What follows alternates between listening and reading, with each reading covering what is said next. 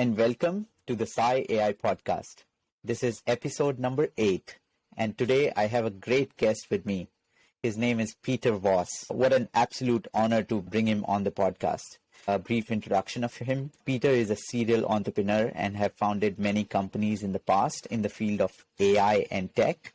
He wrote the book on AI along with two of his other friends and coined the term AGI, or Artificial General Intelligence. That is so phenomenal. I still cannot believe that I'm actually talking to Peter, who has coined this term, and it is so much used worldwide now. Currently, he is focused on commercializing the second generation of AGI-based conversational AI technology called Aigo, or AIGO.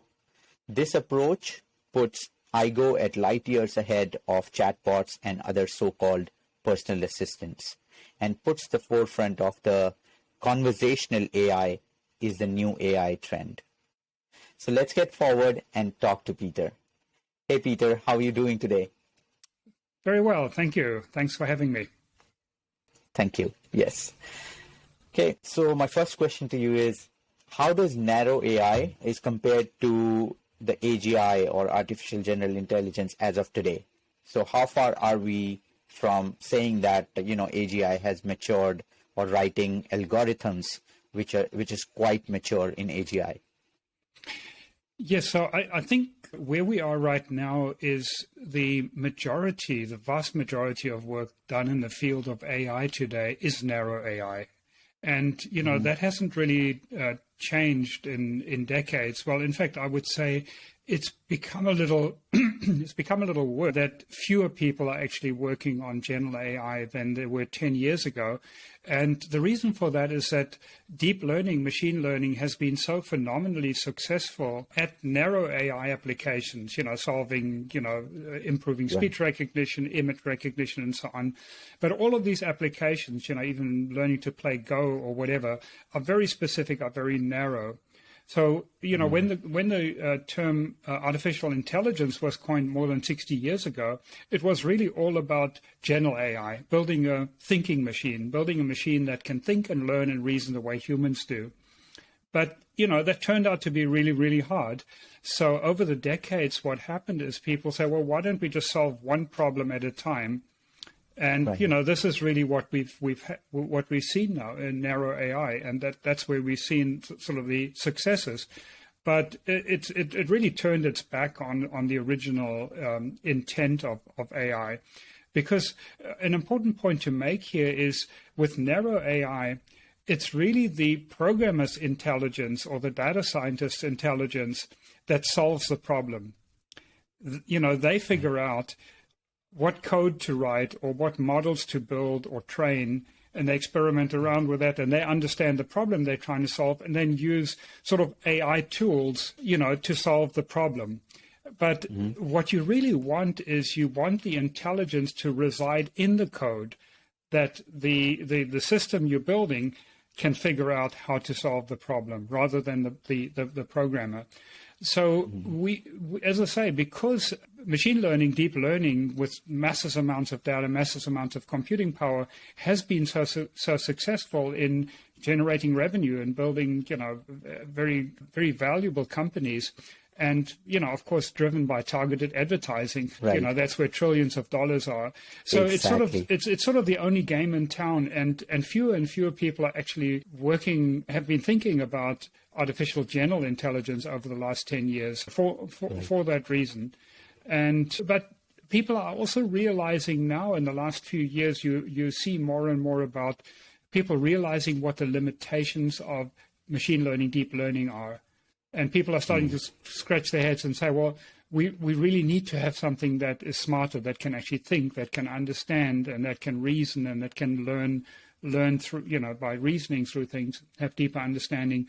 So people are starting to grapple more with how can we get to something that really should be called AGI, Artificial General Intelligence. When you said, AGI was actually the origination or the main technology that has started 50 years ago, did AGI get convoluted because of the fact that artificial intelligence took over and it became more commercialized, in the sense that big companies like Amazon and Google sort of commercialized AI, and instead of focusing on creating algorithms that are so intelligent, or machines that are themselves so intelligent, they actually focused on fixing some of the problems for humans. Good or bad, we don't know, but definitely got convoluted. So what do you think? Right. So I think they forces from both sides. On the one hand, as I said, the original dream of AI was to build a general intelligence, a thinking machine. And the original founders thought that they could solve the problem in a few years.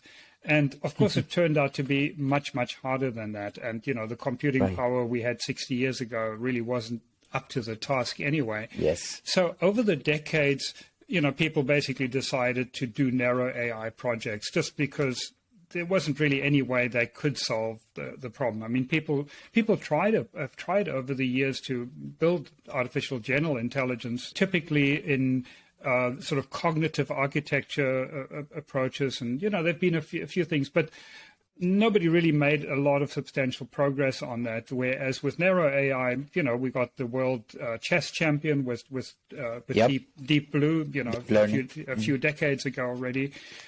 So there were these successes seen, but they were all narrow AI. So to actually build a commercial AI product, it always turned out that narrow AI would win out. So there was a lot of commercial pressure, or even in academia, to achieve results, that you would do something narrow. You would pick one particular problem and try and solve that, whether it's image recognition or container optimization or whatever. So, it's been on the one hand that the problem is so incredibly hard and people didn't really know how to solve it, but they didn't know how to solve narrow AI problems. And, so obviously that's where the effort went, and people made progress along the way. And, as I mentioned, because deep learning, machine learning, when about 9 years ago, there was a real breakthrough as, the big companies had accumulated a lot of data, a lot of computing power. So that's the hammer they had. And, they basically now found the nails. How can we use this power that we have, that advantage that we have? How can we use it? And a whole industry was spawned from that. And it really just left the original, ambition completely on the side. But there's another point I want to make that actually is not that obvious, and that is most people working in the field of AI have either a mathematics background or logic, or statistics. And to solve intelligence, you really need to start with cognitive psychology. You need to start with understanding what the mind is. How does our mental machinery work? What is intelligence? What is it really? And how does it work? What are the components? What are the essentials of intelligence? So you have to start by understanding intelligence really deeply. You have to understand the problem you're trying to solve. You're not trying to solve one particular problem, image recognition or playing chess. You're trying to solve the problem of intelligence. So you really have to understand that. And most mathematicians, statisticians, and logic, sort of people with that mental strength and training really don't feel comfortable in that domain.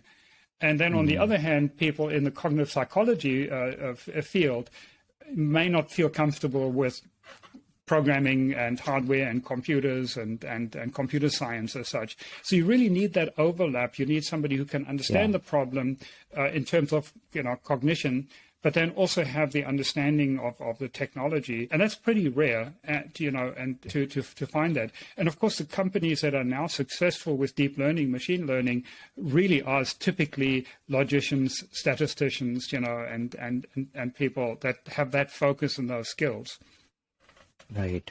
So neuroscience and cognitive, research is something which is lacking in when they're trying to solve the problem of intelligence within machines. Yeah, I would say in neuroscience less so. I don't think, there has been a lot of useful research in terms of understanding, how neurons fire and things like that. But I don't think, I think as an inspiration to getting ideas of how one can build an artificial brain, I think it's somewhat useful, but I think it can also be misleading because you don't actually want to reverse engineer the brain.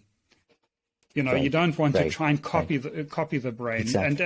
And a perfect example there is always that, we've had flying machines now for more than 100 years. We still can't reverse engineer a bird. Exactly. So we have different materials, we have different strengths as humans, human engineers, from what evolution does. So it's not that you're trying to copy the brain, you're trying to copy the mental processes, you're trying to have the same mental processes, but using the components that we have and the approaches that we have, basically engineering and silicon computers and so on. Right. Fantastic. Love that answer. Yeah. So, will AI ever be sentient? And if yes, then what is your belief on when it is possible? And on top of that, can I also ask you, will it be dangerous for humans? Okay. Well, those are two very big topics. Yeah. So sentient is of course sort of what Marvin Minsky called a suitcase word. It has quite a lot of meanings, explicit and implicit meanings. So let me try and unpack the suitcase a little bit and start with something that I think is less controversial and easier to understand, and that is self-awareness. So will an AI be self-aware? And the answer is absolutely yes. In fact, it has to be intelligent. And the reason for that is to act intelligently in the world, you have to have a concept of yourself as an acting agent. The computer has to know what it created or what it caused in the world versus what other people caused in the world. It also needs to ultimately be aware of its own thought processes, of its own cognitive processes, in order to know when it's confused or when it's clear or when it's certain, and so on. So there has to be self-awareness. It's part and parcel of intelligence. You cannot have a truly intelligent system that isn't self. So yeah, absolutely, you have to have self-awareness as part of intelligence. The sort of the fuzzier part that people talk about is, the whole thing sort of to do with qualia and so on, and what will it feel like to be a robot and so on. And I think it's sort of a totally unnecessary philosophical quagmire that people get into. I don't really have sort of time to go into it, and I don't think I would convince anybody who strongly believes that qualia are something separate and important. So obviously for a machine, for a robot, whether it's a computer that's running in a data center or whether it's a robot with a brain, with a computer brain, of course they will not experience the world the way we do. Because, we have a biological body, we have a heartbeat, we have all sorts of different emotional triggers, bodily triggers that affect how we perceive things, even though we start sweating or our heart rate goes up or, our stomach knots up or something like that. I mean, you could simulate these things in a computer, but why would you? Exactly. So the experience of thought and experiencing the world will, of course, be very, very different from a human, but there has to be self-awareness. Now, the other question is, will it be dangerous? Yes, that is a big topic. So I think most of the researchers right now, and there are quite a number of organizations that get funding and work on sort of safe AI or AI safety, I think are totally misled. The main focus these days seems to be on what they call the alignment problem. So that you basically program a computer with a certain super goal, and if you don't get that super goal right, then it can go haywire. And of course the classic example there is the paperclip optimizer. And again, it's obviously a lot of smart people have thought a lot about this and written books and so on. I'm not going to convince everybody of this point of view. I think the simple way to look at it is to say, okay, let's take the paperclip maximizer, but it could be anything that's, to achieve an objective. So on the one hand, we are claiming that this paperclip optimizer is smart enough to outsmart all the humans in the world and all other computers and basically paper over the universe with paperclips, or convert the universe into paperclips. So it's smart enough to do that, to outfox everybody. It has, it can think about everything. It can solve every problem, can come up against, all the defenses you can put up for it. But it's not smart enough to have asked the question, okay, how many paper clips do you actually want? And what do you want the paper clips for? It makes no sense at all. So any AI that is smart enough to be a danger to us and against smart defenses, obviously you can have, stupid technology go haywire and cause a lot of damage. But then it's a lack of intelligence that's causing the problem. And that's a very important point. It's a lack of intelligence that's causing the problem. Right now when AIs do something bad, why is that? Because they're not intelligent enough. They're not intelligent to understand the consequences of their actions, or to really understand what the objective is and the context of the objective. Why do we want paper clips? If it was some better objective, why do we want to, like silly examples like stopping world hunger. Okay, well, if we kill everyone, then we stop world hunger. Nobody will be hungry. Those kind of examples. It's absurd. Any AI smart enough to solve the problem of hunger will understand we don't want to solve it by killing everyone. We want to solve it by, solving hunger is only part of a bigger problem we're trying to solve, of optimizing people's lives, of letting people flourish. So if your AI understands, okay, I should help you to get more people to flourish, to have flourishing lives, then, okay, what does flourishing entail? Flourishing entails, well, not being hungry, and having good relationships and having clean air and, stuff like that. So it really makes no sense to, and again, the reason for that is that you have mathematicians and statisticians who can basically only see this problem as there's some optimizing function that we have. And if that optimizing function is written incorrectly, no, there isn't a single optimizing function. It's a complex goal exploration and goal understanding system that an AGI needs to have, that it needs to be able to learn, first of all, what it's supposed to do. It needs to, like a human. If you want somebody to do a big job, the first thing is to understand what the job entails and why you're trying to do it, and what the consequences are. So I think the alignment problem is a complete waste of time. And yet that's where most of the energy goes. So I don't see that as the big danger of AI at all. Now, AGI, human level AI will, of course, be able to do pretty much every job that humans do. Now, you can look at that as a terrible thing if nobody has work anymore, but you could also flip that around and say, doesn't everybody want to win the lottery? Pretty much everyone, most people, when you ask them, hey, do you want to win the lottery? Oh, yeah, great. Then I could do what I really want to do. Now, having AGI, do work human labor at a much lower cost, basically, too cheap to meter, means that it's like everybody winning the lottery. We won't have to work anymore. We'll be able to do the things we want to do. Now, will that be a difficult psychological adjustment for many people? Yes, absolutely. But again, AI can help us with that. For a lot of us, the work we do is very much part of who we are, and our happiness in life, is tied up with the work we do.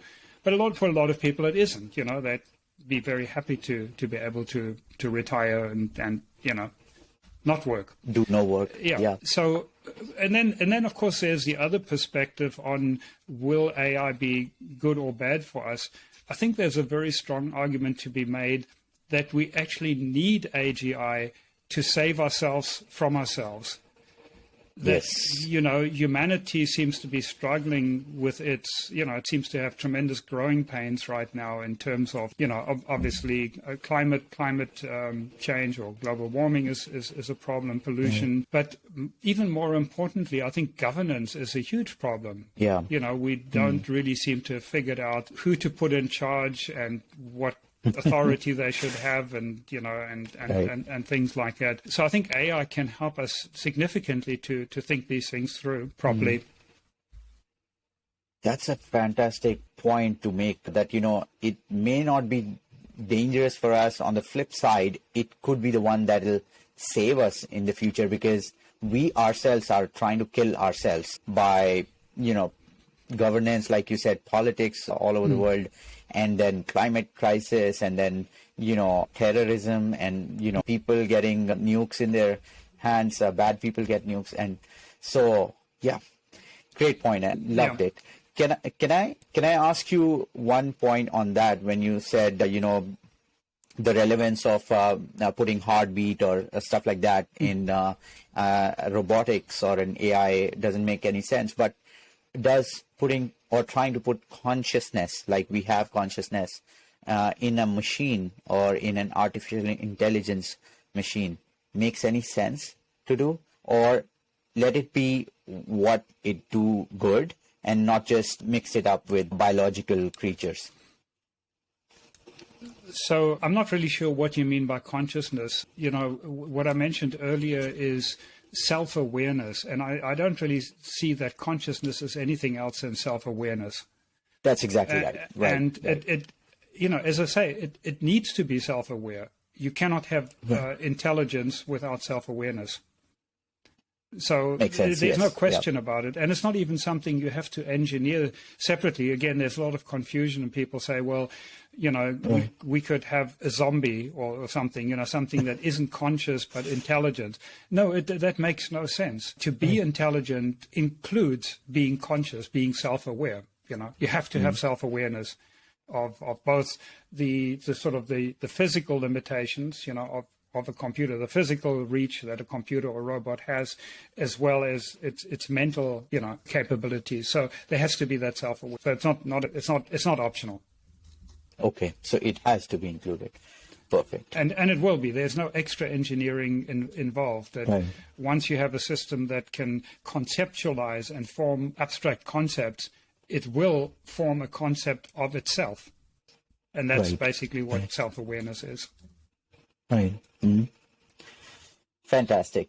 Thank you. So what is rules-based AI and machine learning? Can you differentiate among the? Yes, well, there's really, I think a useful way of looking at it is actually three categories. What DARPA have been sort of promoting the idea for a few years now of the three waves of AI. And roughly speaking, one can say the first wave of AI is sort of logic-based programming.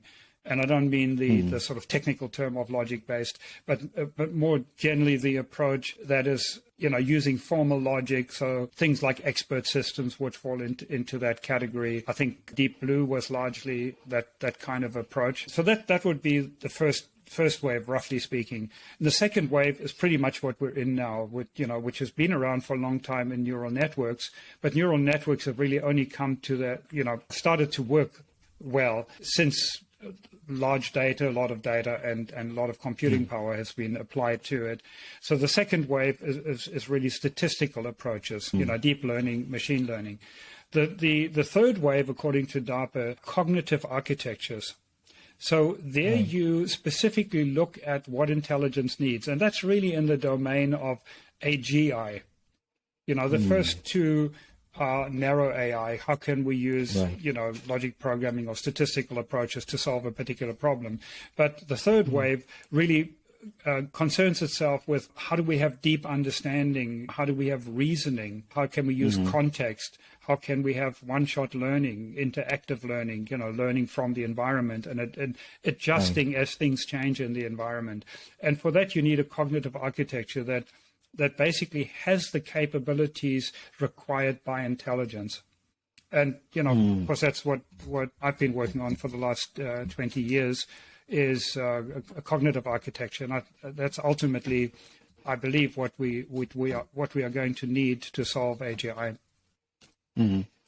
Are you also planning to write a book or something on a third wave of AI and your work on it? No, I'm too busy right now with running a company and trying to actually crank up the IQ that we have. So, we wrote the book in starting in 2001. A number of us got together who had sort of similar ideas of the world is, we are now ready. Computing power and computing technology, software and hardware technology had progressed sufficiently that it's worth going back to the original dream of AI. to build a thinking machine. So in 2001, a number of us got together and, we coined the term AGI, artificial general intelligence, and wrote the book, Artificial General Intelligence. So, yeah, I've written quite a number of short articles that are on medium.com. You can find them there. Just look for my name. But no, I don't think I'm going to have the time to write a book, and just too busy making it happen. Right. Yes. Excellent. Can I digress a little bit and ask you a little difficult question on what we just discussed? Let's take a scenario wherein we say that we somehow send AGI robotic machine to a planet, to an exoplanet, and somehow that AGI machine actually lands there safely. Mm-hmm. Is that machine going to be so much advanced that without the intelligence of humans, will it be able to make resources by itself and be able to survive there by itself? Just a weird thought. That I should ask you.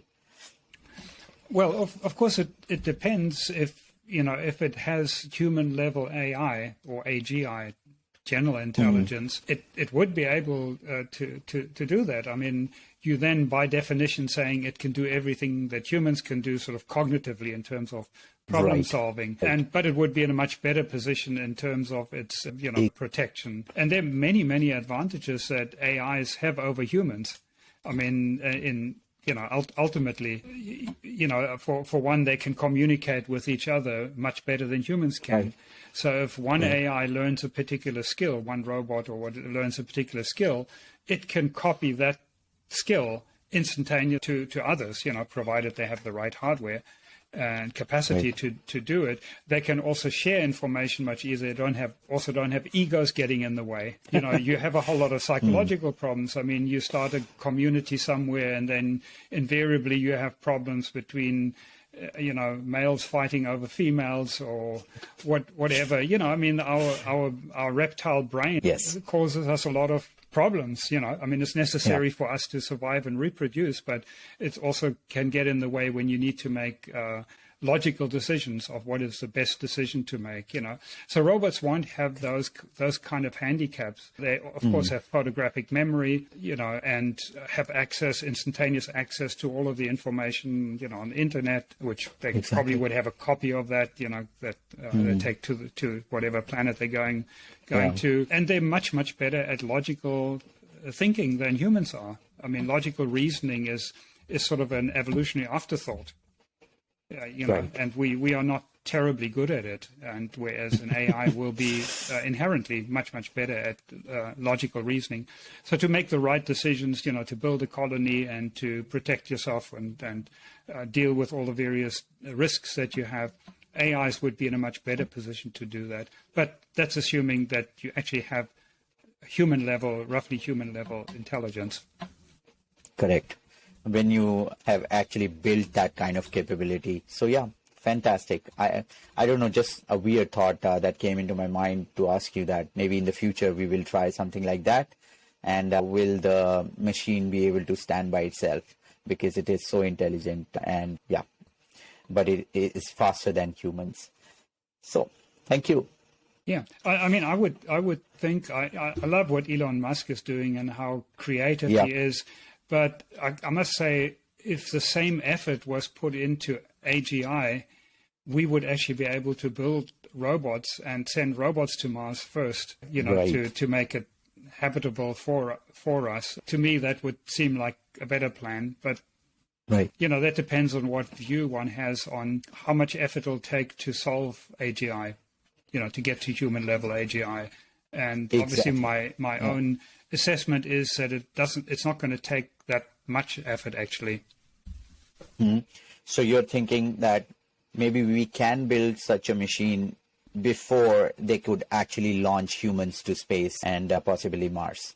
Well, that's a bit tight now. I mean, Elon Musk is talking about having a Starship go to Mars in 3 years or less than 3 years. Right. I don't know if it's going to happen. I don't think we would get to human level AGI, even if there were unlimited funds. It will probably take a little bit longer than that. But right now, very few people in the world are even working on that. So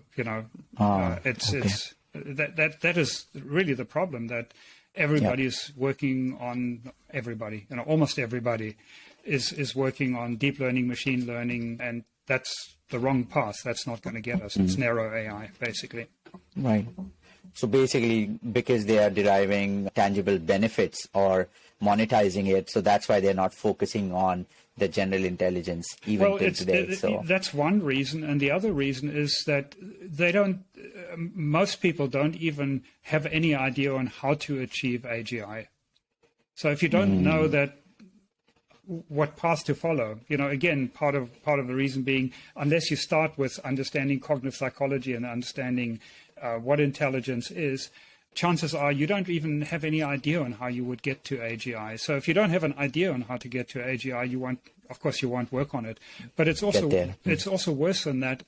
Over the last decade now, deep learning, machine learning has really sucked all of the oxygen out of the air. So, and I can give you one concrete example there. Sure. We had a brilliant intern from Germany work on our project quite a few years ago, and he totally understood, the cognitive architecture approach and so on. He went back to Germany to do his PhD. He couldn't get a sponsor for an AGI-related thing, so he ended up doing his PhD on machine learning. And, so basically you have a whole generation of computer scientists basically coming up now. They don't even know that there's anything other than deep learning, machine learning. So it's sort of a lost art. If you go back 10, 15 years ago, people were still talking about cognitive architectures and so on. Now people don't even talk about it anymore because it's, all the money you want to get funded in your company, it's got to be deep learning, machine learning. You want to earn the big bucks, deep learning, machine learning. You want to get paper published, you want to get your PhD, deep learning, machine learning. It's like the only game in town. But it's a complete distraction from building AGI, artificial general intelligence. Right. That's sad, but hopefully in the future, maybe in the coming 5-10 years, it might change and people would flock to AGI. Yes, and we're working on both on the commercial side and on ongoing development. We hope to show enough progress, convincing enough progress to our approach that will sort of then snowball into more people getting involved and us having more resources to scale up and do even more work. So yes, at some point I think people will recognize that cognitive architecture is really the way to go, and just understanding the right approach to AGI, and then I think we can make very rapid progress. Fantastic. Yep.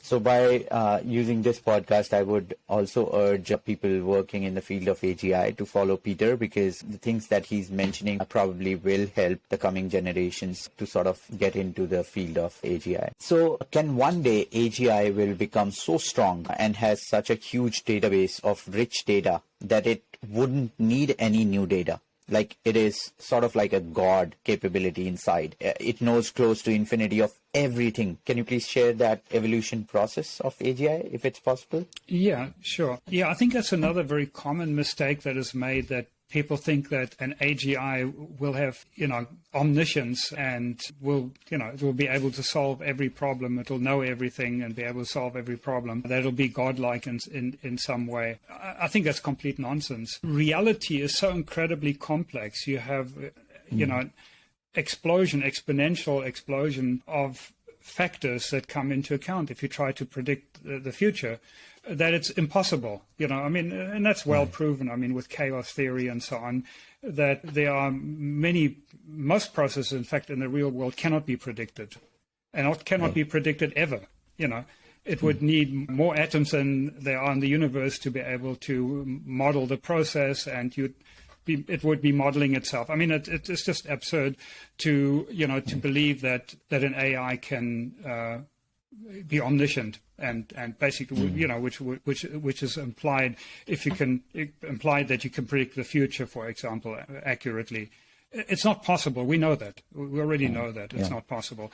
And there's another problem. There is going to be an optimum size of a singleton AI. That's another, I think, common mistake where people think of the Borg, that it's basically going to be one super AI. But that's, again, not very plausible because of, speed of light, communication, and so on. You are going to be much more effective by having a community of AIs that can talk to each other, and they can pursue different hypotheses, different theories, and specialize on different things, and then communicate with each other. But that will also help, I think, to keep it, that not one single AI will be that powerful, that dominant in there. There'll be lots and lots of superhuman AIs in there.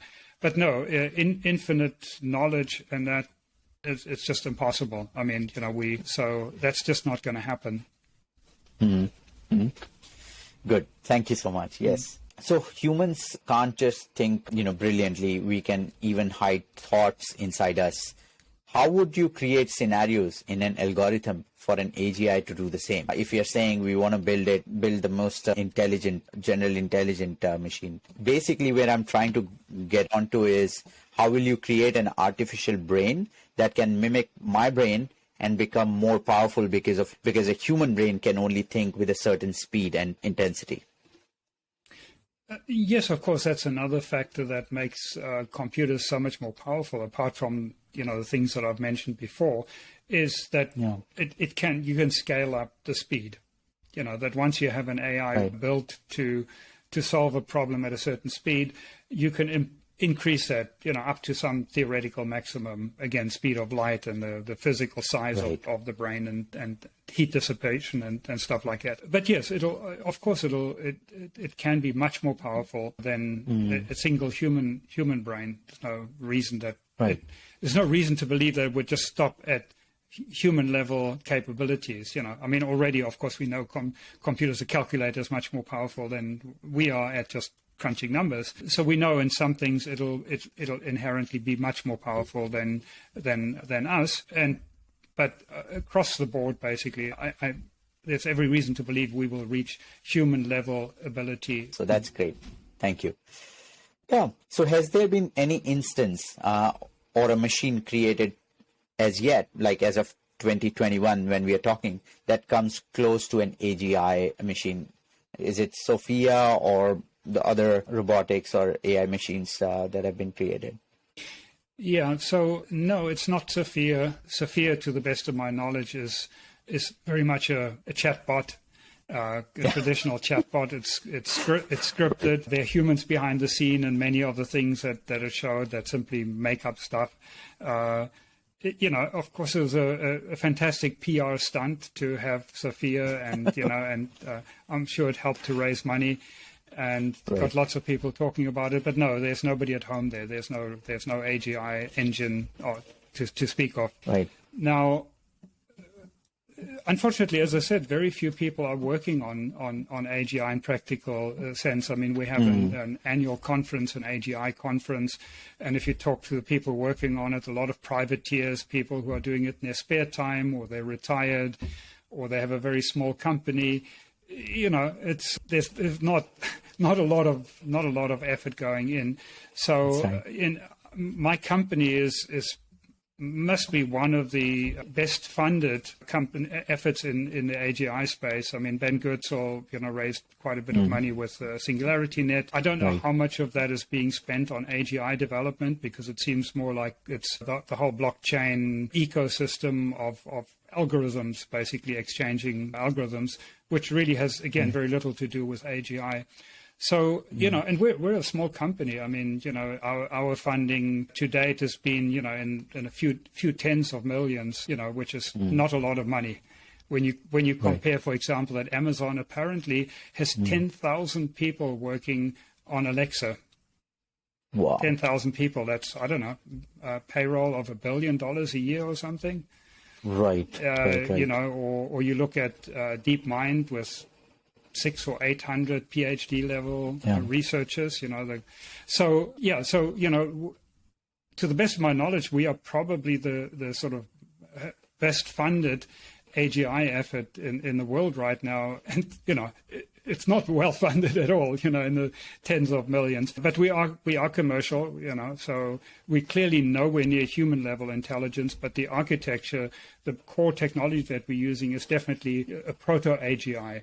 It is a cognitive architecture, and we know how we can keep increasing the IQ. It's really a matter of just having the resources to do that, and at the same time running a commercial company and satisfying our customer needs. Correct. So are you raising any money, or how is it go right? We're always looking at opportunities, but so we're open to the right partners. But it's, when you have a bigger vision of how you want to use your technology, that it's not primarily about making the most money. It's not about pumping up the company and then selling it to, Google or Apple or Amazon or something. Right. That's not what we're interested in. But that's not really what most investors want to hear. Most investors just want to get a return on the investment. So we're looking for investment partners who share our vision of really using AI, both commercially very successfully, but also to really help humanity to accelerate getting AI. And so it's having the right investment partners is important, and that's hard to find, But we are talking to people all the time. Okay, fantastic. Really love the fact that you said about really helping humanity using AI and finding those right kind of partners and not the ones who are trying to monetize and stuff like that. So fantastic effort. I wish you all the best. Yeah. Yeah, having said that, I'm very much a businessman. I love being in business, but my motivating force has always been to create something of value. And that this is basically trade. We our company creates something of value, and people are willing and happy to pay for it. But it creates value in the real world. It makes for better life. Whereas I think a lot of advertising and stuff like that ultimately doesn't create a lot of value for people. So I think it's good to to also have a solid business and to as I say, but creating value I think is creating real value. Correct. I think that's the important part. Right. Great, thank you. Having the most intelligent machines on the planet are a great thing in the future, but how do we make AI morally? So for example, I'm assuming that half of the humans on the planet are morally good, and that's probably why we are still surviving. We're not killing each other. We're not, bankrupting nations and nuking each other. So how would you put that into a machine? Yeah. Yes, I've written quite a bit about that, and an essay called Rational Ethics. So I believe that morality or ethics really should be treated like a science. So if you say, why do we need ethics? The reason we want ethics is to optimize human life. That's basically it. Is what are the rules? What are the general rules we could follow? Whether to lie to people or to steal from them or to be rational or to be irrational. Whatever the rules are that we sort of take as rules of thumb, that we default rules that we work by. Because of course we don't want to have a rigid rule says you should never lie. Of course, there are situations where lying is the moral thing to do, or we should never kill, something like that.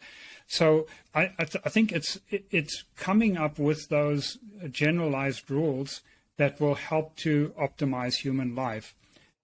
I see that as a science, and it's not what the majority of people think is right or wrong, because if you look at the history of mankind, there were lots of times we thought slavery was fine, or women not having the vote was fine, and so you can't just take a poll and say, well, what do most people think, and that's what's right. You really need to think about it, and there may be things that people right now think good that really aren't good. Exactly. And, for example, superstition and irrationality, a lot of people value that and say, it's I don't know, connection to another dimension or to God, my soul or whatever, Now, maybe that's actually really harmful for people, to have those kinds of irrationalities and superstitions. So I think an AI needs to really figure out what is good for humans, what is good for us to survive, based on research, as I say, taking it as a scientific thing, not as a poll of what do people think. But as I've written quite a lot about it, it's a complex topic as well. Yeah, absolutely. But it's not going to be that the humans program in, our own set of rules, our 10 commandments or something into an AI. An AI that as human level intelligence, first of all, can read all of the books, all philosophy books, ethics books, morality, books on morality and so on. I've actually personally spent quite a lot of time, several years, studying philosophy and ethics. It's something quite interesting to me. And I can just see that an AI reading those same books, you'd be able to cut through so quickly saying, well, this is just all nonsense, it's self-contradictory, or this doesn't, this doesn't relate to the way the real world works, and you very quickly could go through and draw a line through a whole lot of writings and philosophy that just don't make sense. Unfortunately, philosophy hasn't progressed very much, and it's I blame academia on that, because almost every philosophy book that I pick up, like the first chapter is, what is philosophy? Well, we don't really know. And then they start philosophizing about what philosophy is, and then the rest of the book is the history of philosophy. Well, this person said that, and that person said that, and this person said this, and then the other guy countered with this. Okay, that's all very well. But, at some point after 2,000 years or more, you can say, no, this philosopher, that's nonsense, We can just draw a line through it. We don't need to spend a year studying this philosopher. We know it's nonsense. So let's move on. Let's make some progress in philosophy and not just study the history of philosophy. How does then, can I ask you, the study of philosophy helps building great AI? I mean, what's the overlap? What's the connection? Is it morality? Is it ethics? Is it cognitively more understanding of the environment around you? So what is it? It's a very good question, actually, because I believe studying philosophy has actually helped me quite significantly with my AI design. And starting with epistemology, I mean, that's one of the foundations of philosophy is epistemology, a theory of knowledge. How do we know anything? What is reality? That's even going back further on metaphysics or on ontology. What is the relationship between us knowing stuff and the stuff that's to be known? The reality and knowledge. How do we know anything? How do we acquire knowledge? What is certainty? Can we be certain of things? What does that mean? So understanding a theory of knowledge, and in humans, what concepts are, how we form concepts, the importance of concepts, that a lot of that is, can or should be studied in epistemology and in philosophy. So I learned a lot about how we need to build a system by understanding what knowledge is and how we acquire knowledge. Then also there was always the puzzle I had for many years of what free will is, or where free will fits in. And again, I've written some articles on that. I wrote an article many years ago after I spent about 6 months on just focusing on that and that research. It's quite a long article where I argue that we do have free will, but determinism is also true. Yeah. So it's basically a position called compatibilism. So they are compatible. And that's sort of the way I used to explain it. But then over the years, I've come across so many people who basically just say there is no free will. And, their starting point is there is no free will, and more recently, a few years ago, I wrote another article that we don't have free will, we have something better. So you can look at it, and really what it boils down to, even my first article, it depends on your definition of free will. It depends on your definition of free will, and it depends on your definition of determinism. So if you don't agree with my definition of free will in my first article, then you'd be better off reading the second one. You say, okay, let's agree we don't have free will. But what is it that we have that people think is free will? And that's what I cover in the second article. So they're not really contradictory. It's just depending on what definition you're comfortable with in terms of what free will is. So if you say, well, there is no free will, can't be, then the second article would, we have something that people call free will or are confused by it and think it's free will, but it's really better than free will. Right. But it still cannot be an absolute, like you cannot define a free will in an absolute term because it's, like you said, it's perspective, how you perceive it. Oh, no. It's objective. Is it absolute? Yeah, it's objective. It's absolute. It's just, the way we use words, the meaning we attach to a word can be very different. One person may say that free will is basically, acausal decisions that have no antecedent causes. Now, if that's the definition you have of it, then I would say no, that doesn't exist because everything has antecedent causes. And so that would be kind of the argument. But then there are other people who say free will is more to do with the responsibility we take for our actions or responsibility, because why do we even need the concept of free will? Where did it come from? It really came from, are you responsible for an action you took? Should you take responsibility for it? If we don't have free will at all, in that sense, then how can anybody be responsible for what they do?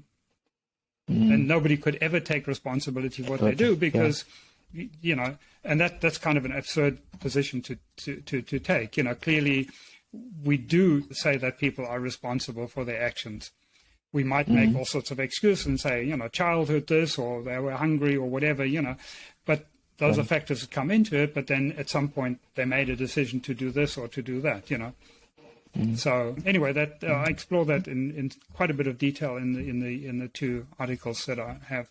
So yes, we whether we have free will or not depends on your definition of free will, but we have something that allows us, or that really makes us responsible for our actions. And an AI will have that same capability. Right. So fantastic, because this would have been my next question about free will, determinism, because I really liked your articles and I wanted you to sort of elaborate on that. So just great job saying that. Yeah. You already briefly touched on, in fact, gave a great explanation of the different waves of AI. So like you said, we are in the third wave of AI. Let me ask you a question on that then. How advanced it is from the previous neural net or the deep learning, and before that, the traditional programming? By advanced, what I mean is that what sort of problems will the third wave of AI solve? Or is it going to be, like you said, is it going to create a new general intelligence or an algorithm in itself that'll be so intelligent and it doesn't need to solve any existing problems as it is?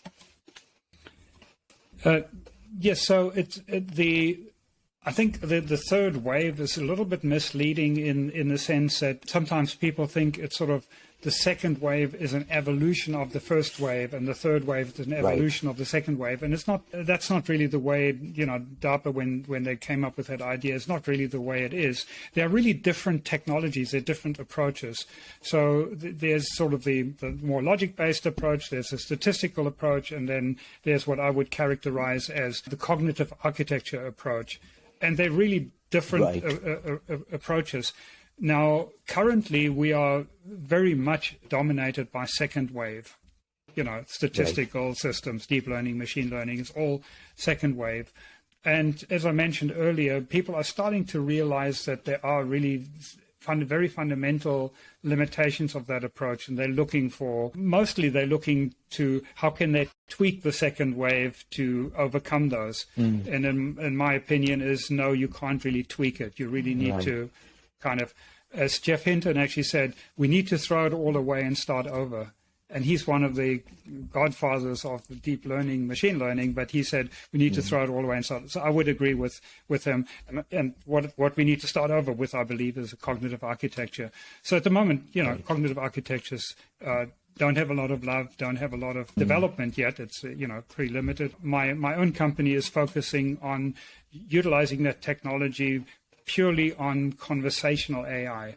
So we are not doing any robotics. We're not doing any vision. So it's purely on conversations, having intelligent conversations, being able to deeply understand what somebody says, to remember what they said, to have short-term memory, to have long-term memory, to be able to reason about it, to use context, all of those things that are required for an intelligent conversation.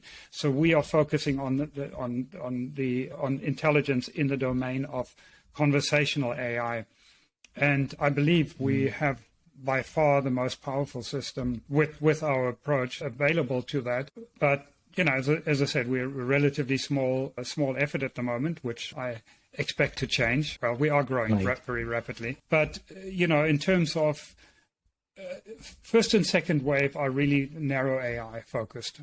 And, and they're excellent at solving, excellent tools. Deep learning, machine learning is just been extremely powerful in a number of applications. And so it's very useful for many applications, but it's not very useful for AGI.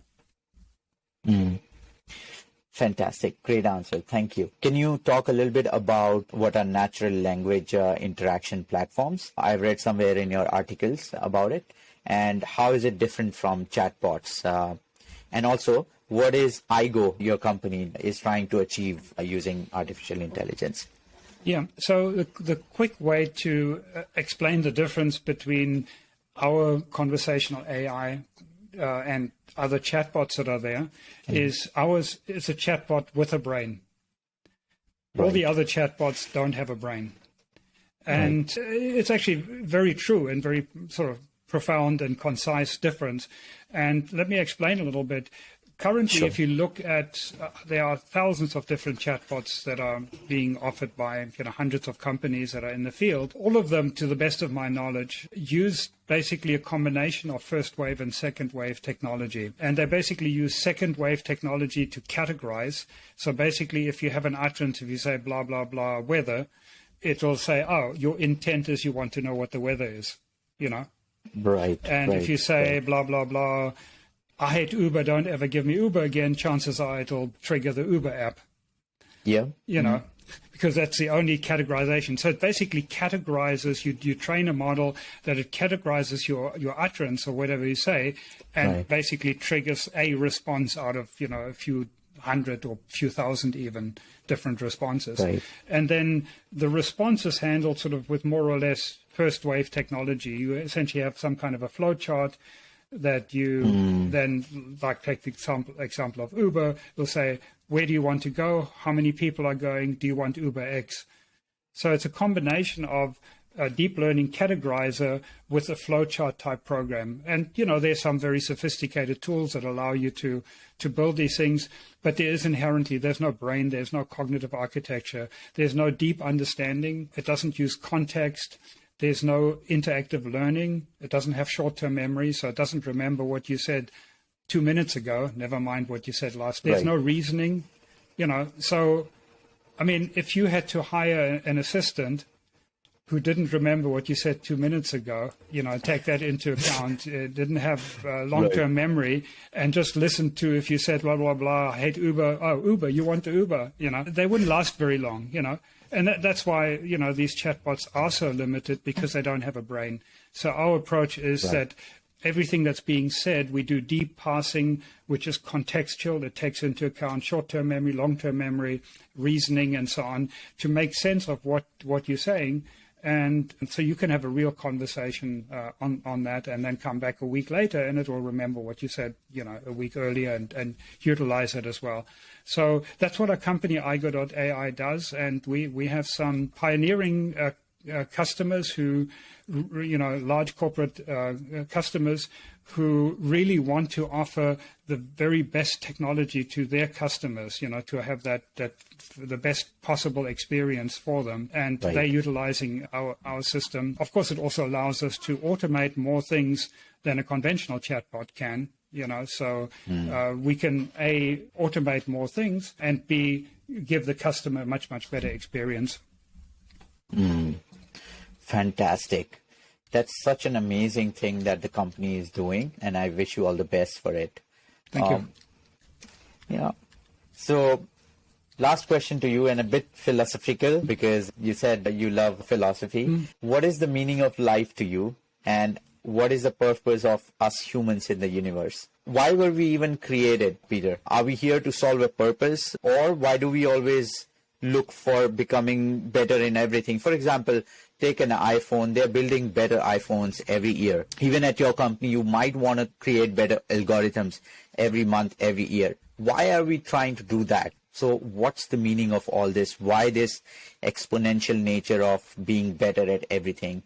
And what is the meaning of all this? Yeah, so, evolution, the universe has no meaning. It just happens. So meaning in life is up to each of us to decide what meaning our life has, what we want to make of our lives. Right. That is really up to each individual. Right. Now, I think most people would agree that flourishing is a good thing. And by that, I mean, basically living a good life, and one can most easily explain that by the opposite of negatives. I mean, you want to have good health, not being healthy, being sick is no fun. It's not good, So you want to be healthy. Same with mental health. I mean, physical health, mental health. There many people are aware of Maslow's hierarchy, of needs that we have. So you really want to have those bottom rungs taken care of, that you basically, you're healthy physically, mentally, you have enough wealth to be able to, feed yourself, feed your family, and have things you need. Now, beyond that, I think there's a lot of difference in personal opinion of how much, what luxuries you want, what's important to you. I mean, do you want to go scuba diving? Do you want to travel the world? That costs a lot of money.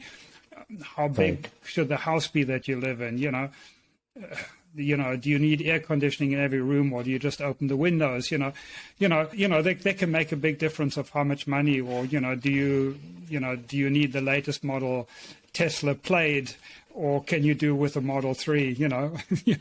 Whatever the case may be. So I think there's a lot of variability there in terms of ambitions, and the same way in terms of work ambitions. Some people would be very happy to just spend time with raising their kids, for example, if they didn't have to work, and and they might have a very fulfilled life doing that. And other people like myself are just totally dedicated to the work that I'm doing. I work 7 days a week. I couldn't think of wanting to do anything better. So optimizing your life, what you regard as flourishing, I think that there are some common themes that I think apply. Most people would agree to it. Yes, you don't want to be ill. You don't want to be mentally ill. You don't want to be, depressed physically, or get angry all the time, or whatever. And at least have enough to take care of, your needs. So no, we need to create the meaning in our lives ourselves. The universe doesn't provide that. It doesn't care. Right. Fantastic answer. Probably I would just sneak in one more question, if that's okay. So, like Elon Musk said some time back, we may be living in a simulation. So, first question is, are we living in a simulation? And then the second question on top of that is, how do we know that we are living in a simulation or not living in a simulation? By very, very factual sort of evidence. Yeah. I think that whole idea of whether we live in a simulation or not is almost like people looking for a replacement for religion, that there's something bigger or greater outside. I mean, I don't spend any cycles really thinking about it. It's sort of an irrelevant thing, though I do a little bit tongue-in-cheek say we can't possibly be living in a simulation because nobody would simulate something as stupid as I mean, when you look at America, the best two candidates we had, well, let me leave it at that. But are those the best? Are those the best people, out of 400 million people or 300 million people that we could find to run the country? Or just look at the absurdities in the world.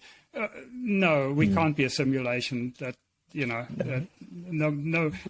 nobody intelligent enough to run simulations would bother to run a stupid simulation like this. But it's irrelevant, really. I mean, if we obviously do want to better understand is how does this whole universe thing work? I mean, it's a total utter puzzle that we have been unable to wrap our heads around. Is that if the universe is finite, then there has to be something outside it, Exactly. I mean, we Right. can't wrap our heads around it. And if it's infinite, well, there can't be anything that's infinite. There's no such thing as Right. an infinite, you Right. know. So either way, we haven't, I don't think anybody's come up with a mental model or that, hopefully at some point we'll figure out how we can explain the situation of the universe that we live in. I think when I was, in my teens, I already kind of realized, reading something that it's almost like there's, if you just think of a picture frame and a picture. So we can learn as much as there is to know about what's in the picture frame, what's in the picture. We can zero in on more and more detail, basically down to the atomic level or beyond even. But we can never seem to be able to get outside of that frame, both in terms of time and space. I mean, if there was a beginning of time, okay, what was before? If there was no beginning of time, it kind of makes no sense to us, So Yes. either whichever way you look at it, and hopefully at some point we'll figure out what are we missing here, that there's something we're missing, that we need to look at this in a different way, that it would actually make sense to us. So, yeah, that to me is the way to look at it. And a simulation solves nothing. I mean, even if we were a simulation, then, okay, where does a simulation run? And why wouldn't it be running in another simulation? It's Exactly. turtles all the way down. It's all. It really makes no sense. It doesn't answer any kind of question if we are a simulation. So Right. That's a great way to end our podcast, Peter. Really learned a lot from what you said, and I'm pretty sure millions of people who would listen to it forever would benefit from it. I would also leave a description of your Medium posts, which I really liked, and some of your talks. So, yeah, any last thoughts that you might have about the podcast? Was it okay? Can we do better next time? Oh, fantastic. Can I do better next time? Yeah. Sorry. Yeah. No, I enjoyed it. As you see, I'm still very passionate about talking about these things. And in terms of, obviously, anybody who would like to work with us in terms of either on the commercial side, to implement a chatbot with a brain, we're currently focusing on doing this for large companies. 1-800-Flowers is one of our customers to get an idea. We're also working with large banks and so on. So, that's what we're targeting right now. And at the same time, we are continuing to increase the IQ of our system. So anybody who, wants to work with us in some capacity, this is welcome. And it's easy to get hold of me, Peter at Aigo.ai. And yeah, thank you. Fantastic. Thank you so much, Peter. We will hopefully meet again and discuss some more topics around AI and AGI. Thank you. You have a great day. Thanks. Bye. Thank you for listening to this podcast. Please support this podcast by liking, commenting, sharing it with your friends, and also subscribing to this channel. Thank you, and we'll see you next time.